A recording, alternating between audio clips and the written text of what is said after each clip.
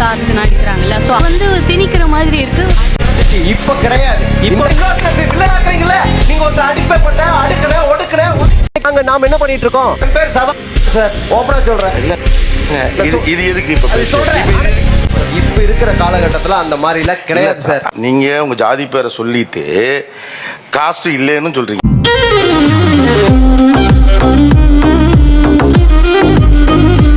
அரசியல் சமூக கருத்துக்களை பேசக்கூடிய படங்கள் இப்போது சற்று அதிகமாக வருகின்றன.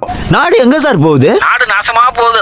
ஒவ்வொரு காலகட்டத்திலையும் ஒரு ஸ்ட்ரீம் பாப்புலர் ஆகும். ஆனா இப்ப என்ன ஒரு சின்னதாக ஒரு பேச்சு இருக்கு அப்படின்னா, இப்ப நிறைய வருது, கொஞ்சம் அலுப்பாவும் சலிப்பாவும் இருக்கிறது அப்படின்னு சொல்லக்கூடிய ஒரு கருத்தையும் பார்க்க முடிகிறது.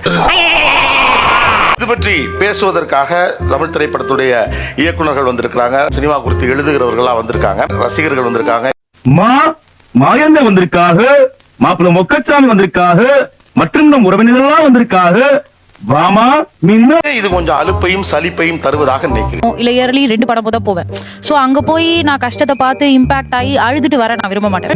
இதான் சார் நம்ம பைய புத்திங்கிறது. அதுக்கிட்டே அந்த இம்பாக்டோடவே இருந்தனா நாம ஏதோ தப்பு பண்ணிட்டோமோ அப்படின்ற தாட் சம் மூவிஸ் நமக்கு கொடுக்குது. ஓ, அப்படி ஒரு வியாதியா உனக்கு? தொடர்ச்சியா 5 படங்கள்ல வந்து அதே அரசியல் சமூக கருத்துக்கள் சொல்லும் போது அது வந்து சலிப்பையும் ஏற்படுத்துது.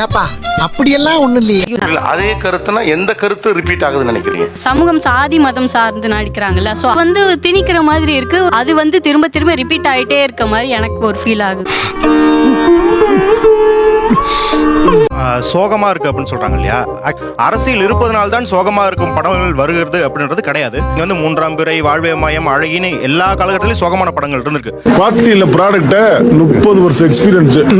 இன்னொன்னு அதே போல திருப்பி சொல்றாங்க அப்படின்னு சொல்றாங்க இல்லையா, அது ஒவ்வொன்றும் புதுசா தான் சொல்றாங்க. ஆக்சுவலி அதுல நுட்பமா பார்த்தோம்னா அது எதுவும் திருப்பி சொல்றது இல்ல. உங்களுக்கு புரியுது சார், ஆனா இந்த போனுக்குள்ள இருக்க நாய்க்கு தான் புரிய மாட்டேங்குது. நீங்க ஸ்போர்ட்ஸ் டிராமானா நீங்க பாத்தீங்கன்னா பல்வேறு ஸ்போர்ட்ஸ் இருக்கும். ஆனா இறுதி சுற்று வேற, கனா வேறன்னு ஸ்போர்ட்ஸ் ஆர்வமா பார்க்கும்போது தான் தெரியுது. அதே போல அரசியல் பல்வேறு பரிணாமங்கள்ல அவங்களுக்கு எடுத்துரைக்க வேண்டி இருக்குது.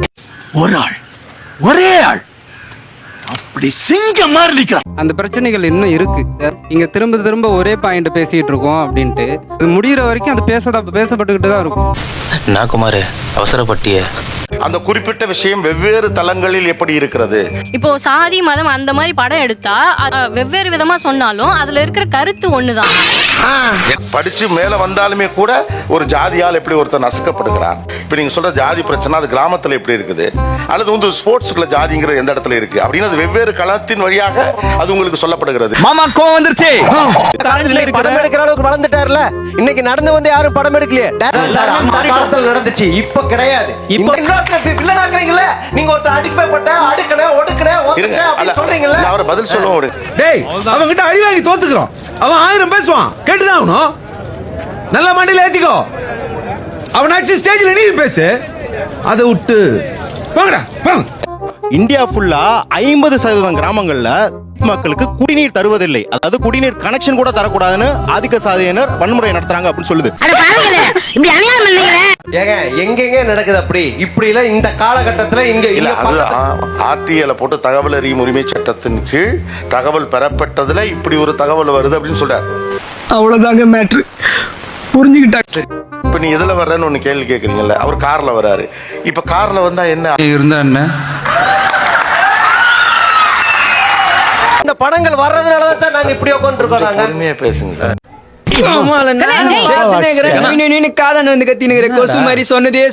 கொஞ்சம் பொறுமையா, அது ஒரு பெரிய மாறி வந்துருச்சுல, காலம் மாறுதுல. அன்னைக்கு என் தாத்தா கோவணம் கட்டினா இன்னைக்கு அங்க நாம என்ன பண்ணிட்டு இருக்கோம்? என்னடா முட்டாத்தனமா பேசிக்கிட்டு இருக்க முட்டா பயல. என் பேர் சதா சார், ஓபனா சொல்றேன். இல்ல இது எதுக்கு இப்ப பேச்சு? இப்ப இது எதுக்கு பேச்சு? ஜாதி வச்சு இல்ல இல்ல சொல்ல மாட்டேன் தான் போறதையும் சொல்லிட்டீங்களே. சொல்லவான்னா எல்லாத்தையும் சொல்லிட்டியே. நீங்க பார்த்த வரைக்கும் ஒண்ணும் இல்லைங்கிறதுனால பிரச்சனையே இல்லைன்னு எப்படி சொல்றீங்கன்னு அவர் கேக்குறாரு. என்ன பார்த்தா அவனுக்கு பாவமா இல்லையடா? சினிமால அரசியல் ரீதியா இப்ப இருக்கிற காலகட்டத்துல அந்த மாதிரி எல்லாம் கிடையாது சார். நீங்க உங்க ஜாதி பேரை சொல்லிட்டு காஸ்ட் இல்லைன்னு சொல்றீங்க.